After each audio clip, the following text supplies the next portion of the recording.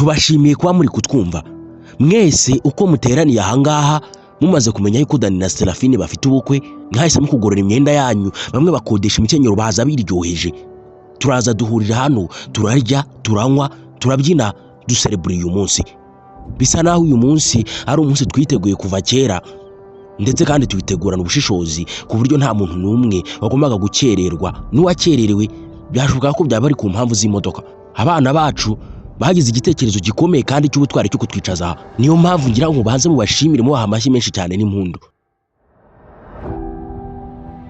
abashakashatsi barimo Tony Robbins ndetse na Dr. Carrot Ruze bahurije hamwe igitekerezo cy'urukundo baravuga ngo iyo umusemburo dopamine umaze kuzamuka mu mubiri buri wese agira igitekerezo cyo gukenera gukanguka kumva umuntu iruhande rwe ngo ameze nk'umwana ushaka ibere rya nyina nguko uko Dani byamugendekeye agafata icyemezo cyo guhitamo Serafine akavuga ngo muzaze mwicare turye tunywe ariko nibirangira nzamujyana bisa naho uyu munsi hari inkunga yari yaramwemereye agiye kurara muteye kandi nanone hari impano ikomeye Serafine agiye kujya ahereza Dani buri munsi nguko uko twisanze ahantu buri muntu wese yatekereza akibaza imbamutima za Dani kuri Serafine ubu koko uyu munsi Dani ari kwiyumva gute reka tubivugeho.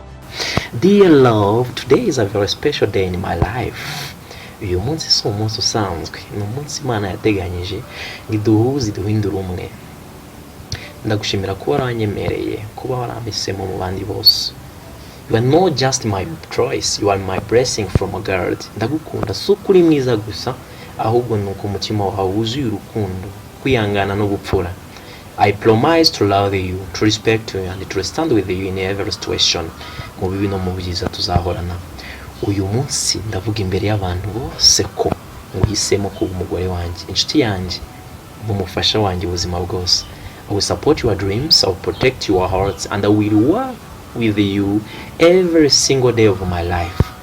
Iyo ndebye ejo hazaza hacu mbona urukundo, amahoro n'umugisha w'Imana. With you, I have found my home, my peace and my forever. Mukunzi wanjye ndagusezeranya ko nzagukunda iteka ryose from today until my last breath. I am yours. I love you so much dear.